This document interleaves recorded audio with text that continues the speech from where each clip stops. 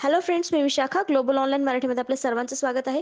आजच्या व्हिडिओमध्ये आपण एस-एन-डी-टी महिला विद्यापीठ पेठ 2021 साठी रिसर्च मेथॉलॉजी म्हणजे संशोधन कार्यप्रणाली या विषयाचे एमसीक्यूज बघणार आहोत. एमसीक्यूज आपल्या कन्सेप्ट क्लिअर करणार आहोत, जे आपल्याला ही पेठ एक्झाम क्लिअर करण्यासाठी हेल्पफुल ठरणार आहेत. एक्झाम आपली 18 डिसेंबरला आहे आणि तोपर्यंत आपली सगळी प्रिपरेशन पूर्ण करण्यासाठी ही सिरीज जी आहे ती तुम्हाला हेल्पफुल ठरणार आहे. तर आजचं हे आपलं तिसरं लेक्चर आहे. 2 लेक्चर्स ऑलरेडी कंप्लीट झालेले आहेत रिसर्च मेथॉलॉजी एमसीक्यू टॉपिकचे. सेशन सुरू करण्यापूर्वी एक महत्त्वाची सूचना, जे स्टुडंट्स या पेट एक्झामला क्रॅक करण्यासाठी ट्राय करत आहेत त्यांच्यासाठी आम्ही एक पेपर 1 साठी कंप्लीट कोर्स घेऊन आलो आहोत, ज्यामध्ये तुम्हाला फुल सिलेबस व्हिडिओ लेक्चर्स, फुल सिलेबस नोट्स इंग्लिश मराठी दोन्ही लँग्वेजमध्ये, त्यानंतर 10 फुल सिलेबस टेस्ट रिसर्च मेथॉलॉजीवरती आणि कंप्लीट गायडन्स मिळणार आहे PhD ॲडमिशनसाठी. जे स्टुडंट्स या एस-एन-डी-टी महिला विद्यापीठाच्या पेट एक्झामसाठी अप्लाय करत आहेत त्यांच्यासाठी हा कंप्लीट कोर्स खूप उपयोगी आहे. जसं की आपल्याला माहिती आहे 100पैकी 50% क्वेश्चन्स हे रिसर्च मेथॉलॉजीवर येतात. त्यामुळे हा स्पेशल कोर्स जो आहे तो डिझाईन केलेला आहे पेपर 1 साठी, ज्याच्यामध्ये रिसर्च मेथॉलॉजी कंप्लीट तुमचं याच्यामध्ये कव्हर होणार आहे. तर हा कोर्स जॉईन करण्यासाठी फक्त दिलेल्या व्हॉट्सअप नंबरवरती मेसेज करायचा आहे, ज्याची फीस फक्त ₹499 आहे. तर लवकरात लवकर हा कोर्स जॉईन करा, जेणेकरून एक्झाम जी आहे ती 18 डिसेंबरला आहे, तोपर्यंत तुमचं सगळं प्रिपरेशन रेडी व्हायला पाहिजे. यासाठी हा कोर्स लवकर जॉईन करा. तर लास्ट लेक्चरमध्ये आपण हे पहिले 3 पॉइंटवरती एमसीक्यूज बघितले होते, पण ते कव्हर झाले नव्हते, म्हणून आज पुन्हा आपण या 3 पॉइंटवरचे एमसीक्यूज बघणार आहोत. आजचा प्रश्न बघूया. पहिला, social science research dash dash problems, सामाजिक विज्ञान संशोधन डॅश डॅश समस्या. तर सामाजिक विज्ञानामध्ये समस्यांचं काय होतं हे आपल्याला सांगायचंय. ऑप्शन्स आहेत, एक्सप्लेन करतात म्हणजे सोशल सायन्स हे प्रॉब्लेम्स एक्सप्लेन करतं, की डायग्नोसिस करतं म्हणजे निदान करतं त्या प्रॉब्लेम्सचं, की रिकमेंड करतं की प्रॉब्लेम्स काय असायला पाहिजे सोशल सायन्स, का सोशल सायन्स हे प्रॉब्लेम्स फॉर्म्युलेट करतं, तयार करतं. तर यामध्ये आपल्या ऑप्शन्स पैकी करेक्ट आन्सर असणार आहे बी, डायग्नोसिस निदान. म्हणजे सोशल सायन्स रिसर्च काय करतो, तो प्रॉब्लेम्सचं डायग्नोसिस करतं, निदान करतं. नेमका हा प्रॉब्लेम काय आहे, त्याचं मूळ काय आहे किंवा तो कशामुळे निर्माण झालेला आहे, यावरती सोल्युशन काय काढलं पाहिजे, याचं निदान जे आहे ते सोशल सायन्स रिसर्चचं करत असतो. तर सोशल सायन्स रिसर्च काय आहे ते बघूया आपण. Social science research is the activity of gathering, analysing and interpreting information for a variety of social, economic, educational and political purpose. तर सोशल सायन्स रिसर्च जो आहे ती एक ॲक्टिव्हिटी आहे. कशाची? तर आपली जी माहिती आहे ती एकत्रित करण्याची, त्याच्यावर विश्लेषण करण्याची, त्याला योग्य प्रकारे विभागणी करून त्याचं विश्लेषण करणं. कशामध्ये? तर व्हरायटी ऑफ सोशल म्हणजे सामाजिक दृष्टिकोन वेगवेगळे किंवा समाजामधले जे वेगळेपण आहेत ते त्याच्यासाठी, किंवा आर्थिक घटकांसाठी, किंवा आपले जे शैक्षणिक घटक आहेत किंवा राजकीय घटक आहेत, हेतू आहेत, त्यांच्याबद्दलचे जे इन्फॉर्मेशन आहे ते गोळा करणं, ही ॲक्टिव्हिटी आहे सोशल रिसर्च म्हणजे, असं आपण सांगू शकतो. तर थोडक्यात काय, सोशल रिसर्च म्हणजे ॲक्टिव्हिटी आहे सामाजिक, आर्थिक, शैक्षणिक आणि राजकीय हेतूंची माहिती गोळा करण्याची किंवा त्यांच्याबद्दलची माहिती गोळा करण्याची. Social science research provides authentic information to the people that are scientifically proven, so that end users can rely upon it. It also helps us to finding the solution to different social problems. The social science research आपल्याला काय माहिती देतं? एक authentic information देतं. म्हणजे अधिकृत माहिती ज्याला आपण म्हणतो, ती माहिती आपल्याला सोशल सायन्स देतं. कारण ते ऑलरेडी सायंटिफिकली प्रूव्ह असतं. जे आपण एंड युजर असतो त्याला ती माहिती विश्वसनीय वाटते किंवा विश्वसनीय असते. त्यावर तो व्यक्ती आपण म्हणजे रिले करू शकतो, विश्वास ठेवू शकतो, त्याच्यावर तो अवलंबून राहू शकतो. It also helps us to finding the solution in the different social problems. मग हे काय आहे? आपल्याला वेगवेगळे डिफरंट जे आपले प्रॉब्लेम्स आहेत त्याच्यावरती उपाय शोधण्यासाठी देखील उपयोगी येतात हे सोशल सायन्स रिसर्चेस. तर सोशल सायन्स रिसर्च मधलं एखादं एक्झाम्पल असं आहे की आपण जो सेन्सस दरवर्षी दर 10 वर्षांनी होत असतो, जनगणना ज्याला म्हणतो आपण, तो एक सर्वे रिसर्च आहे जो सोशल सायन्स रिसर्च मध्येच येतो. मग त्याचं माहिती काय आहे की लोकांची जनगणना होते, म्हणजे लोक किती रोजगार आहेत, किती शैक्षणिक आहेत, ही सगळी जी माहिती आहे ती त्या सर्वे रिसर्च मध्ये येते. आणि मग ती माहिती आपण कुठे वापरतो? तर एखादी योजना काढण्यासाठी किंवा एखाद्या ठिकाणी प्रॉब्लेम निर्माण झाला असेल, सोशल प्रॉब्लेम ज्याला म्हणतो, सामाजिक तंटा किंवा एखादं जातीय दंगली अशा प्रकारचे जे काही प्रॉब्लेम्स होतात त्याच्यावरती उपाय शोधण्यासाठी मग या प्रकारचे सर्वेज जे झालेले आहेत ते आपल्याला उपयोगी ठरतात. मग हे सोशल सायन्स रिसर्च कशासाठी उपयोगी पडतात आपल्याला, की डिफरंट प्रॉब्लेम्स वरती सोल्युशन शोधण्यासाठी. Other distinguishing characteristics of social science research includes, म्हणजे अजून वेगळी वैशिष्ट्ये काय आहेत सोशल सायन्स रिसर्चची, तर collaboration with colleague to gather data and publish research. Research publish करताना याच्यामध्ये आपण कलिग सोबत कोलॅबोरेशन करू शकतो, म्हणजे एकत्रित माहिती दोघं जण एकत्र येऊन डेटा कलेक्ट करू शकतात. कारण ह्याचा सेम डेटा असणार आहे. त्यामुळे दोघं जण एकत्र करून देखील आले, एकत्र येऊन जरी त्याचा डेटा कलेक्ट केला, तरी त्याच्यामध्ये काहीही बदल होणार नाहीये. Reliance upon raw data such as statistics, survey result, observation and interviews. त्याच्यामध्ये आपण रॉ डेटावर देखील विश्वास ठेवू शकतो. म्हणजे सांख्यिकी असो किंवा सर्वे असो, निरीक्षण असो किंवा इंटरव्ह्यू असो, तर या प्रकारच्या गोष्टींवरती देखील आपण अवलंबून राहू शकतो किंवा त्याला आपण विश्वास ठेवू शकतो. हे सोशल सायन्स रिसर्चचं कॅरेक्टरिस्टिक्स आहे असं आपण म्हणू शकतो. नेक्स्ट क्वेश्चन आहे सेकंड नंबरचा. The method by which a sample is chosen, एक पद्धत ज्यावर नमुना निवडला जातो. तर नमुना निवडीचा हा एक वेगळा प्रश्न आहे जो आपल्या या सेशन मध्ये आलेला आहे. पण आपण घेऊयात हा क्वेश्चन जो आहे की सॅम्पल चूजन करण्याचे सॅम्पलची एक पद्धत कुठली आहे आपल्याला दिलेल्या ऑप्शन्स पैकी. ऑप्शन्स आहेत युनिट, डिझाईन, रचना, रॅन्डम यादृच्छिक सेन्सस म्हणजे जनगणना. त्याचा करेक्ट आन्सर आहे सी, रॅन्डम यादृच्छिक. तर हा एक प्रकार आहे आपला सॅम्पल निवडण्याची एक मेथड आहे. रॅन्डम पद्धतीने आपण सॅम्पल निवडतो. रॅन्डम म्हणजे काय, एकानंतर एक किंवा कोणत्याही सेम व्यक्तींना 10 व्यक्ती समान आहेत त्यातल्या 2, 3, 4 अशा व्यक्ती निवडणार. रॅन्डम व्यक्ती आपण निवडायच्या, म्हणजे ही एक सॅम्पलची मेथड आहे. तर आपला क्वेश्चन होता की कोणत्या सिंपलचा सॅम्पल निवडण्याची पद्धत आहे. तर आपला करेक्ट ऑप्शन आलं होतं सिंपल रॅन्डम सॅम्पलिंग जे आहे, रॅन्डम जी पद्धत आहे ती सॅम्पल निवडण्याची आहे. तर आपल्याला स्क्रीनवर दिसत आहेत 2 प्रकार आहेत, प्रोबॅबिलिटी सॅम्पलिंग आणि नॉन प्रोबॅबिलिटी सॅम्पलिंग. हे सॅम्पलिंगच्याच पद्धती आहेत. तर प्रोबॅबिलिटी सॅम्पलिंग मध्ये सिंपल रॅन्डम सॅम्पलिंग येतं, जे आपल्याला विचारलं होतं ऑप्शन्स मध्ये रॅन्डम सॅम्पलिंग पद्धत, ते आपलं आन्सर आलं होतं.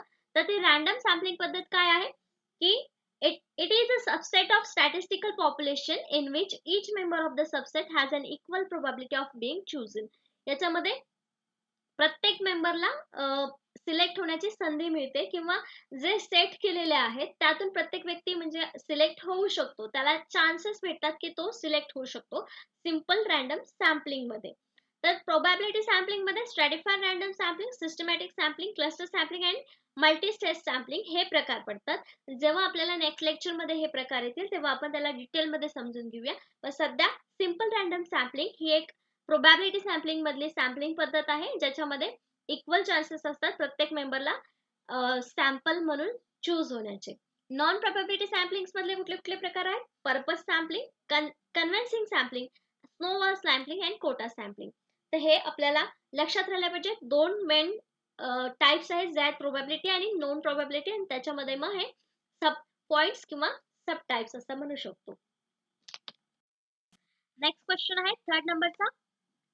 Basic conclusions without any bias and value judgement is dash dash. कोणताही पक्षपात न करता किंवा निष्कर्ष काढणे व मूल्य निर्धारण करणे म्हणजे काय. ऑप्शन्स आहेत ऑब्जेक्टिव्हिटी वस्तुस्थिती, स्पेसिफिसिटी विशिष्टता, व्हॅल्यूज मूल्ये, फॅक्ट्स म्हणजे तथ्ये. तर व्हॅल्यूज तर नसणार आहेत की कन्क्लुजन काढणं आणि जजमेंट करणं, याच्यामध्ये व्हॅल्यूज नाहीयेत, फॅक्ट्स देखील नाहीयेत. मग विशिष्टता किंवा ऑब्जेक्टिव्हिटी मध्ये आपला एक करेक्ट आन्सर असलं पाहिजे. मग कोणताही पक्षपात न करता एखादा निष्कर्ष काढणे किंवा मूल्य निर्धारण करणे म्हणजेच त्याच्यामध्ये एक खरेपणा असणे, वस्तुस्थिती जशीच्या तशी मांडणे. मग इथे आपलं करेक्ट आन्सर काय असणार आहे, ए, ऑब्जेक्टिव्हिटी वस्तुस्थिती. तर basic conclusion without any bias and value judgement is objectivity. ऑब्जेक्टिव्हिटीची थोडक्यात ही एक व्याख्या केलेली आहे की ज्याच्यामध्ये कुठलाही पक्षपात होत नाही आणि निष्कर्ष काढला जातो, मूल्य निर्धारण केलं जातं पक्षपात न करता, म्हणजे ऑब्जेक्टिव्हिटी. तर ऑब्जेक्टिव्हिटी म्हणजे काय, objectivity refers to the reality external to the mind as relating to the external object. म्हणजे जे रियालिटी बाहेर आहे तीच आपल्या डोक्यात असणं किंवा बाहेरच्या गोष्टींशी ती आपण रिलेट करत असतो. Objective research findings are thus ones that any other researchers performing in the observation. तर याच्यामधले फाइंडिंग्स काय असतात, जे आपण निरीक्षण केलेलं असतं तेच फाइंडिंग्स असतात. Or the same researcher using different methods कुड ऑल्सो अराइव्ड ॲट. म्हणजे जेव्हा दुसरा रिसर्चर त्याच विषयावरती किंवा त्याच वस्तूवरती रिसर्च होत असेल तेव्हा त्याचाही रिझल्ट सेम येणार आहे, दुसरी पद्धत वापरून देखील. मग हे काय असणार आहे, त्या गोष्टीबद्दलची ऑब्जेक्टिव्हिटी असणार आहे किंवा वस्तुस्थिती असणार आहे. नेक्स्ट क्वेश्चन आहे 4th नंबरचा.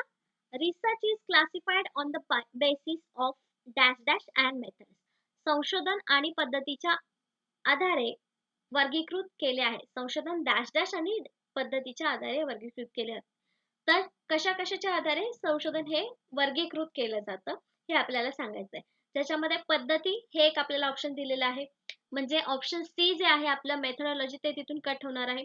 मग आपल्याला option purpose, intent and techniques या 3 पैकी आपल्याला करेक्ट आन्सर सांगायचा आहे, ज्याच्यामध्ये रिसर्च हा वर्गीकृत होतो. तर आपलं करेक्ट आन्सर आहे पर्पज, हेतू. Research is classified on the basis of purpose and method. तर हेतू काय आहे आपला रिसर्चचा आणि त्याच्या पद्धती कुठल्या कुठल्या आहेत या दोन्हीवरती आपण वर्गीकरण करू शकतो. तर पर्पज आणि मेथड्स याद्वारे आपण संशोधनाचं वर्गीकरण करू शकतो, संशोधनाच्या प्रकारांचं वर्गीकरण करू शकतो. Classification of research by purpose research and development research brings new information to the light. Classification जेव्हा करतो आपण रिसर्चचं, जेव्हा पर्पज रिसर्च अँड डेव्हलपमेंटल रिसर्चचं, तेव्हा आपल्याला नवीन इन्फॉर्मेशन आपल्या समोर येत असते, ज्याच्यामध्ये नवीन प्रोडक्ट बद्दल मूल्यांकन होत असतं किंवा त्याच्याबद्दलचा इंटरॅक्शन आपल्याला त्याच्यामध्ये होत असतं. हे या प्रकारचा रिसर्च जो आहे तो एक फॉर्मेटिव्ह असतो. फॉर्मेटिव्ह म्हणजे काय, तर collecting evaluate information about the product, म्हणजे मूल्यांकन करणारी माहिती याच्यामध्ये आपल्याला मिळते. It is being developed with the aim of using such information. याच्यामध्ये काहीतरी एम असतं, म्हणजे हेतू असतो की याच्यामध्ये ही माहिती आपल्याला मिळेल, ते मिळवणं किंवा मॉडिफाय करणं, इम्प्रूव्ह करणं, डेव्हलपमेंट प्रोसेस करणं, म्हणजे विकास घडवून आणणं. या प्रकारची गोष्ट म्हणजे काय, तर फॉर्मेटिव्ह. म्हणजे मूल्यांकन करणं, डेव्हलपमेंट किंवा माहिती मिळवण्यामध्ये काहीतरी एम असणं, त्याला मॉडिफाय, इम्प्रूव्ह करून त्याच्यामध्ये विकास घडवून आणणं, ह्याला फॉर्मेटिव्ह म्हणतात. मग हे जे रिसर्च क्लासिफिकेशन करतो आपण, तर ते रिसर्च कसे असतात, आपले फॉर्मेटिव्ह असतात. नेक्स्ट क्वेश्चन आहे 5th नंबरचा. Facts or informations are analyzed and critical evaluation is made in.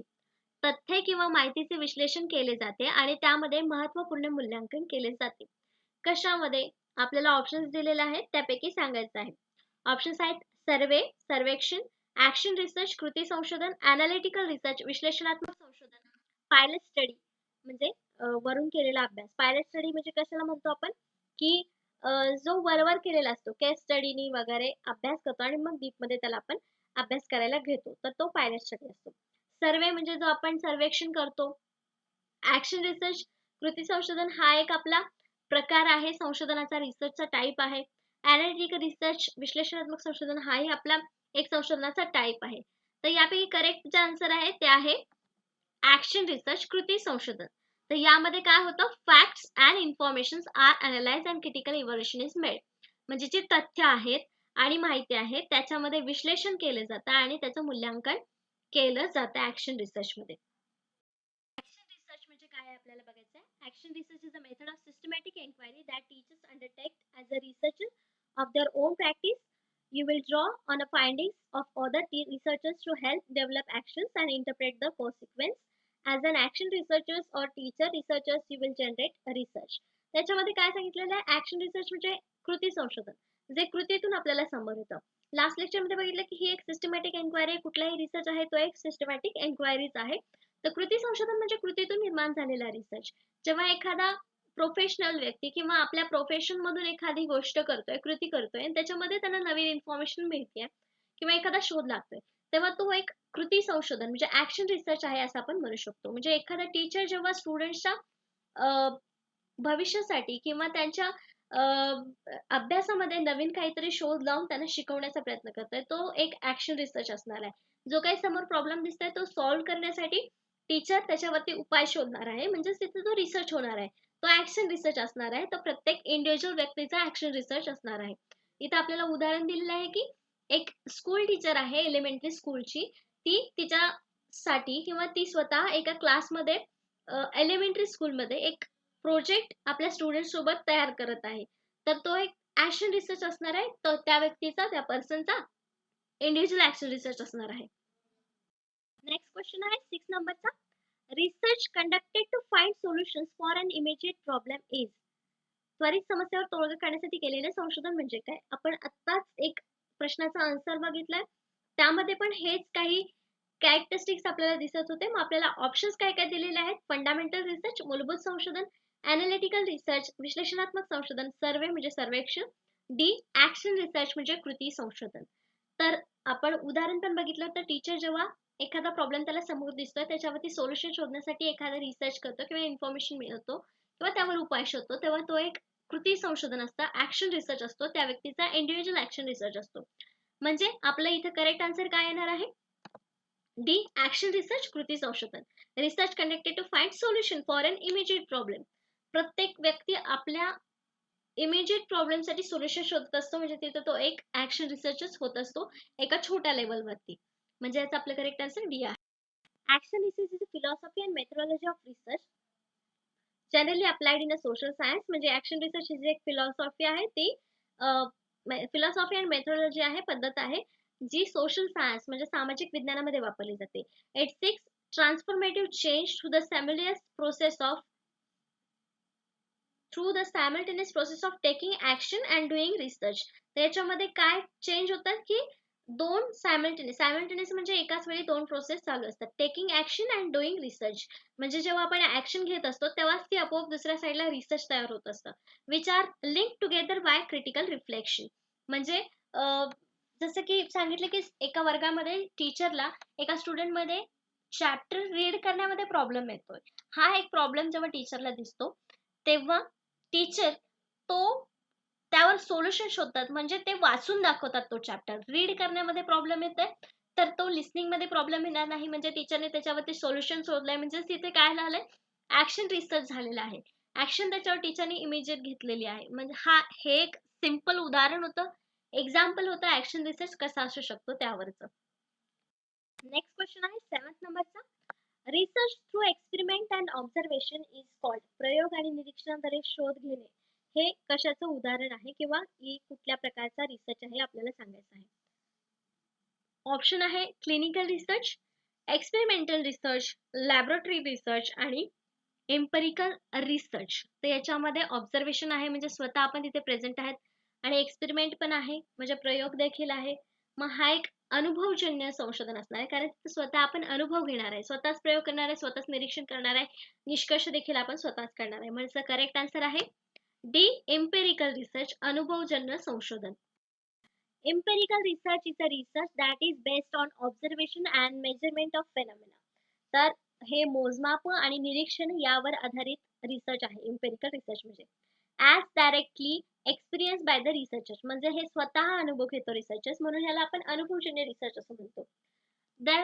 The data thus gathered may be compared against the theory of the hypothesis, but the results are still based on real life experience. जरी ह्याची theory म्हणजे सिद्धांत किंवा hypothesis जे म्हणतो, गृहीतक जे म्हणतो, ते आपण जरी मांडले असतील, कम्पेअर केले असतील, डेटा गोळा केलेला असेल त्याच्यावरून, पण त्याचा एक्सपिरियन्स जो आहे तो शेवटी आपल्या सत्य लाईफवरती किंवा रिअल लाईफवरती डिपेंड करत असतो किंवा बेस्ड असतो, त्याच्यावरतीच तो अवलंबून असतो किंवा तसाच आपल्याला अनुभव येत असतो. म्हणून हा एम्पिरिकल रिसर्च आहे, अनुभवजन्य रिसर्च ज्याला आपण म्हणतो. An experiment is conducted by using music website survey on a set of audience who are exposed to happy music and another set who are not listening to music at all, and the subject are then observed. The result derived from such result will give empirical evidence if it does not promote creativity or not. तिथे example दिलेलं आहे त्यांनी की experiment केलं आहे की वेबसाईटवरती एक सर्वे केलाय ज्याच्यामध्ये गाणे दोन प्रकारचे लावलेले आहेत, हॅपी म्युझिक आहेत. कोण कोण या व्यक्तीला गाणे ऐकतंय, कोणते कोणते सब्जेक्ट्स आहेत जे हे ऑब्झर्व करतंय गाणे, त्याच्यामधले जे रिझल्ट आहेत, कुठले ऐकतायत, कुठले नाही ऐकत आहे, त्याच्यावरचा जो काही रिझल्ट येणार आहे, तो आपला अनुभवजन्य एव्हिडन्स असणार आहे किंवा अनुभवजन्य रिसर्च असणार आहे. म्हणजेच काय थोडक्यात जे स्वतः आपण बघणार आहेत, की त्याचा रिझल्ट काय येणार आहे. कुठले लोकं त्या गाण्याला लाईक करत आहेत, कुठल्या लोकांना तो गाणं आवडत नाहीये, फेमस होत नाहीये कारण लोकांना गाणं आवडत नाहीये. हा जो काही रिझल्ट येणार आहे, तो स्वतः आपण अनुभव घेणार आहे. आपण स्वतः सर्व्हे करणार आहे. आपण स्वतः त्याच्यावरती बघणार आहोत. म्हणून हा इम्पेरिकल रिसर्च म्हणजे अनुभवजन्य रिसर्च आहे, संशोधन आहे असं आपण म्हणू शकतो. नेक्स्ट क्वेश्चन आहे 8th नंबरचा. What is the aim of research in education? शिक्षणातील संशोधनाचे उद्दिष्ट काय आहे? ऑप्शन्स आहेत help in personal growth in individuals, एखाद्या व्यक्तीला वैयक्तिक वाढीस मदत करणं.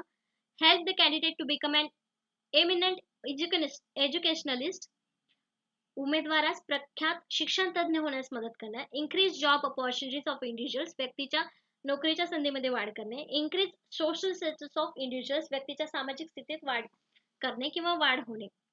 तर मेन उद्दिष्ट याचं काय असायला पाहिजे? एखाद्या व्यक्तीचा व्यक्तिमत्व विकास वाढणे म्हणजे रिसर्चचं एम असावं का? नाही. फक्त व्यक्तिमत्वाचा विकास करणं हे त्याचं उद्दिष्ट असू शकत नाही. मग नोकरीसाठी रिसर्च करणं हे एम असू शकतं का? नाही. हां, सध्याच्या युगामध्ये त्याचं एम हे असू शकतं. पण मेन जे एम आहे रिसर्चचं ते आहे की त्या उमेदवाराला एक चांगला शिक्षण तज्ञ होण्यास मदत केली पाहिजे.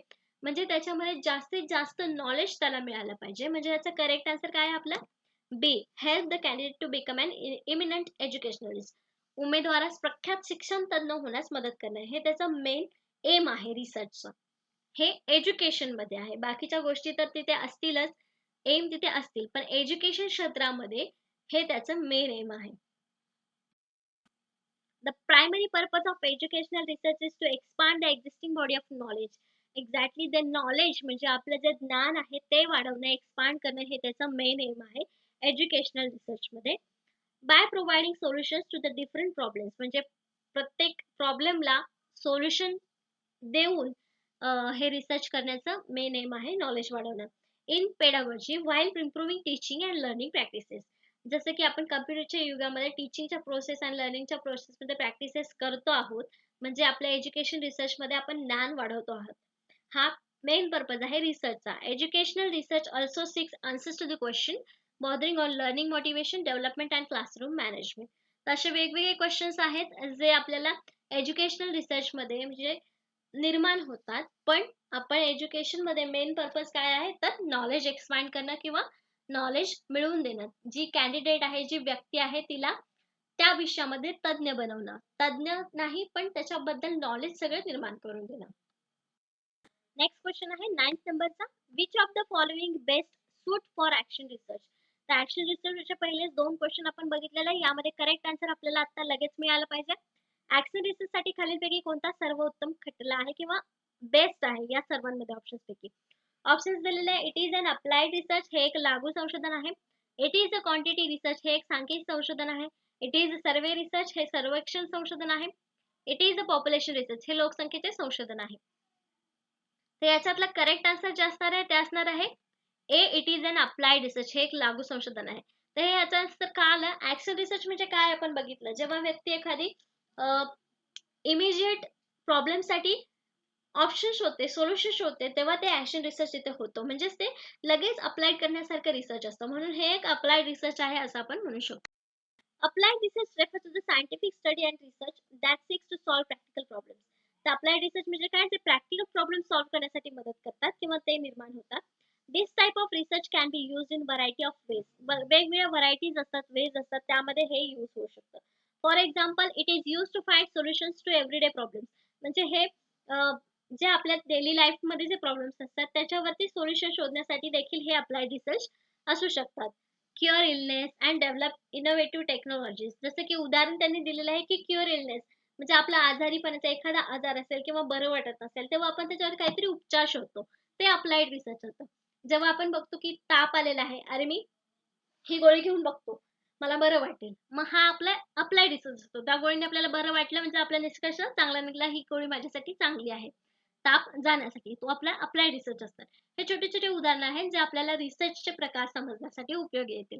अप्लाइड रिसर्च आहे. अप्लाइड रिसर्च मध्ये कुठला प्रकार येणार आहे? मग कुठला रिसर्च येणार आहे तर action research. Action research is a applied research. Next question आहे 10th नंबरचा. The following are the features of good research student except. म्हणजे याशिवाय चांगल्या संशोधन विद्यार्थ्यांची वैशिष्ट्ये खालीलपैकी आहेत. चांगले संशोधन जे आहे त्याची वेगवेगळी वैशिष्ट्ये आहेत स्टुडंटसाठी. फक्त एक गोष्ट सोडली तर किंवा एक ऑप्शन सोडलं तर. आपल्याला ऑप्शन दिले आहेत. शुड बी रिप्लिकेबल म्हणजे प्रतिकृती योग्य असावे. Should be systematic and objective, पद्धतशीर आणि उद्दिष्ट असावं त्या रिसर्चचं. Should be ethical and unbiased, नैतिक आणि निपक्षपाती असावे. D should be unethical and biased, म्हणजे अनैतिक आणि पक्षपाती असावे. तर पहिला ऑप्शन प्रतिकृती योग्य असावं म्हणजे त्याचं रिप्लिकेबल असावं, लोकांनी त्याचं अनुकरण करावं, हे चांगली गोष्ट आहे, एका चांगल्या रिसर्चची गोष्ट आहे. पद्धतशीर असावं, त्याचं उद्दिष्ट असावं, कुठलीही गोष्ट करतोय तरी पद्धतशीर आणि उद्दिष्ट असणं ही गोष्ट चांगलीच आहे.